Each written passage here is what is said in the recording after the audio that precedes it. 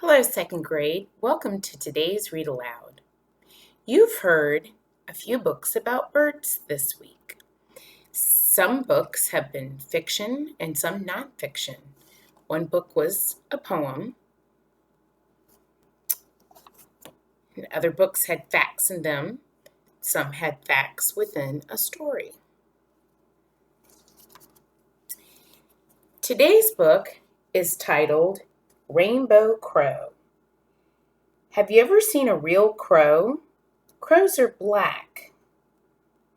Do you wonder why this crow has colorful feathers? This is a Native American folk tale or legend that has been retold by Nancy Van Laan. She explains in the author's notes how she learned about this story. So we'll just take a quick look.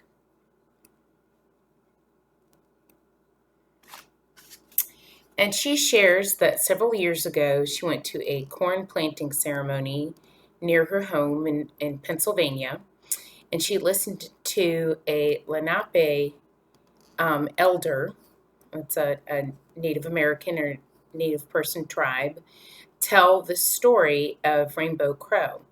And he gave her permission to adapt the story and have it published into a book.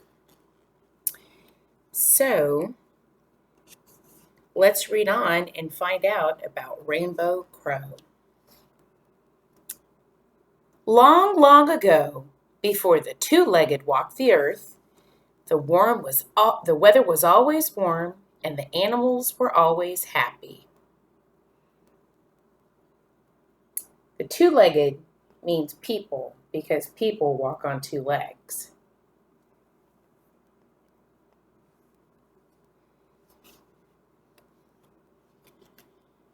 But one day, something happened to cause the earth to grow cold. Tiny crystals, glittering like diamonds, drifted down from the sky, covering the earth with a sparkling softness. The animals, seeing snow for the first time, were not afraid.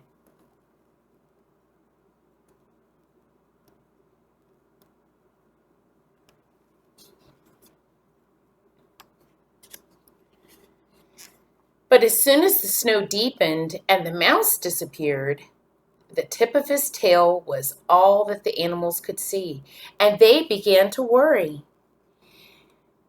Then the animal disappeared. The tips of its ears were all the animals could see, and they worried more.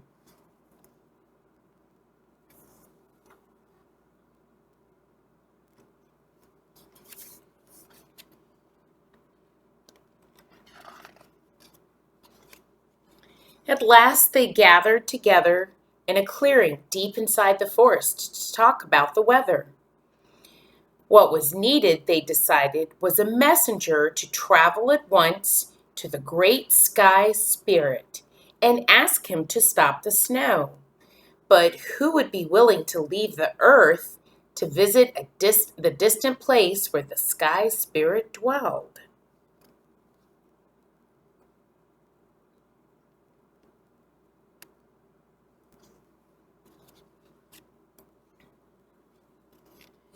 Possum said, "Owl is the wisest. Perhaps he should go." "But no," the animals whispered, "he might get lost in the light of day, so Owl should not go." Then Beaver said, "Perhaps Raccoon should go." "But no," the animals argued, "he might follow his tail instead of his nose, so Raccoon should not go."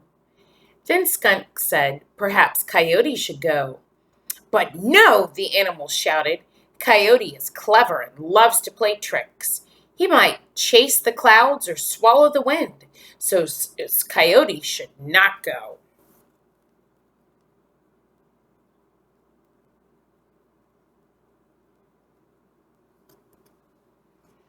What do you think the animals should do? Or who do you think would be the best animal to go?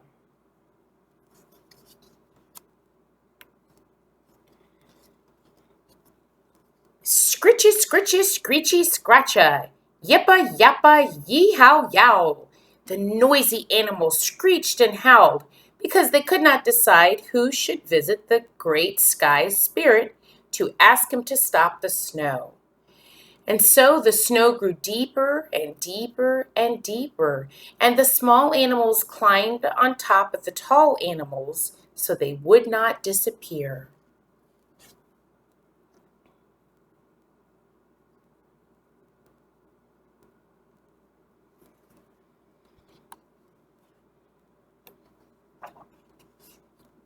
Suddenly, down from the top of the tallest tree flew Rainbow Crow, the most beautiful bird on earth, who called out to all the animals below in the sweetest voice of all birds.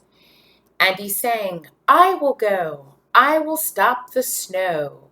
And the animals, happy at last to have Crow as their messenger, chanted a song of praise. Ai, ai, ai, ai, rain, Rainbow Crow. Stop the snow, Crow. Fly to the sky high. Rain, Rainbow Crow. Ai, ai, ai, ai.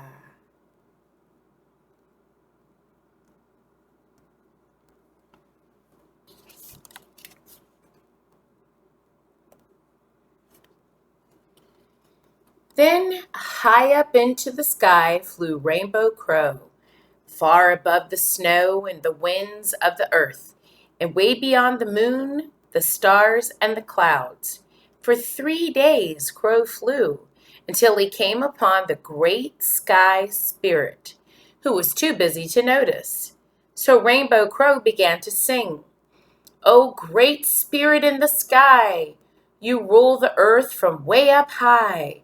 You make the creatures large and small. You are the ruler of us all.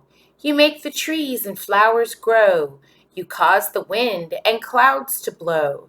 You make the rain, you make the snow. You make the cold on earth below. O great spirit in the sky, for you I sing this lullaby."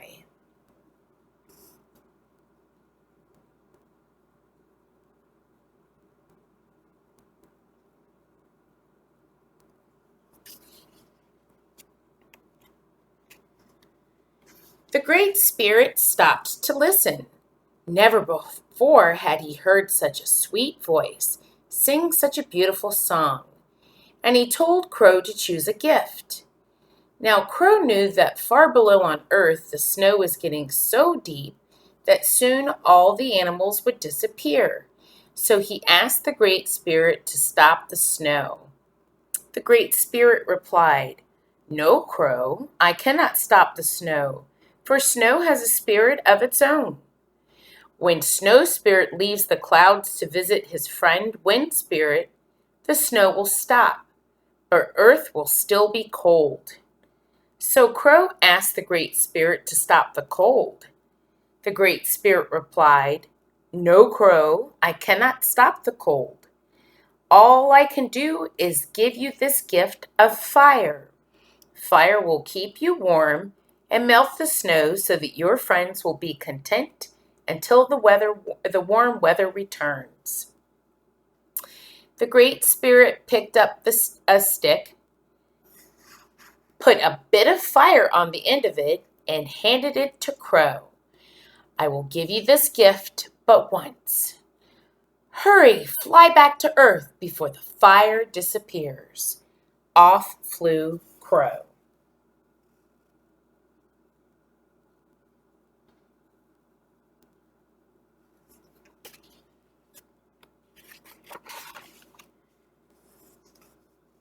On the first day, as Crow flew down, showering sparks of fire darkened his tail feathers.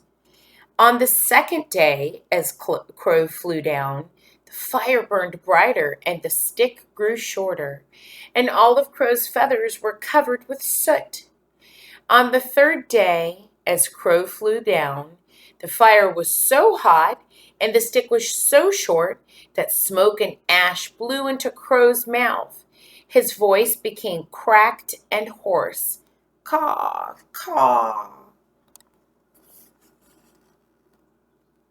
What is happening to Crow's feathers? Soot is a black powder that is formed when something burns. It seems to be covering Crow's feathers as well.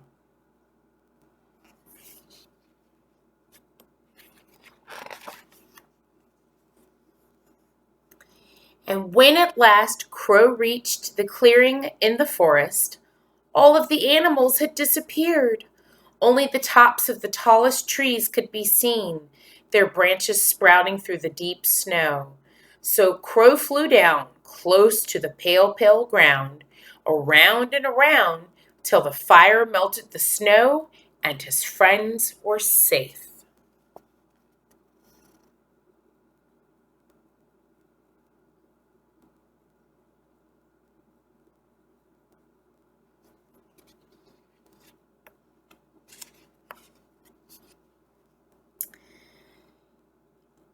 And this tiny stick of fire became the grandfather of all fires. And for this, all the animals on earth thanked Crow. They danced and chanted a song of praise. Aya, aya, aya, aya, kind young brave Crow, saved us from the snow, flew to the sky high, brought back fire. Now just plain Crow, no more rainbow. Aya, aya, aya, aya.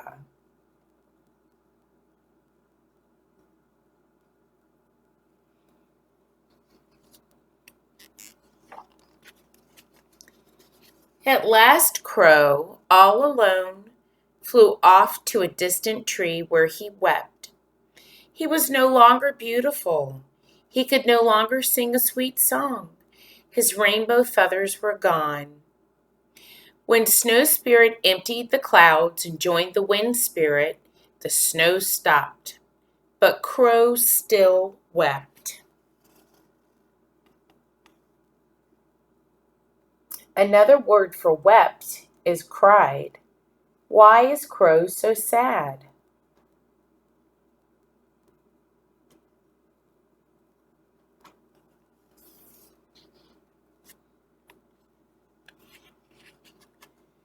The great sky spirit heard Crow and came down from the sky. And when he saw Crow, he said, soon the two-legged will appear on earth. He will take the fire and be master of all but you. For being so brave and unselfish, I give you the gift of freedom. The two-legged will never hunt you, for your meat tastes like fire and smoke. The two-legged will never capture you, for your beautiful voice is now crackly and hoarse. The two-legged will never want your feathers, because your rainbow colors are now black. But your black feathers will shine, and they will reflect all of the colors on earth. If you look closely, you will see. Then Crow looked, and he saw hundreds of tiny rainbows shining in his black feathers, and he was content.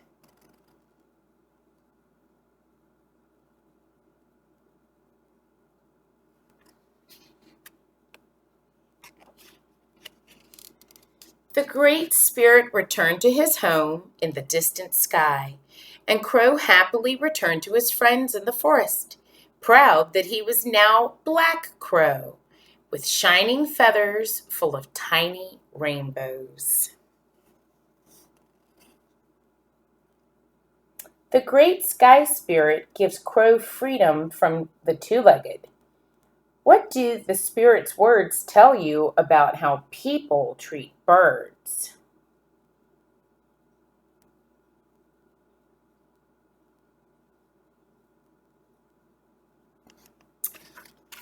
That's the end of the story.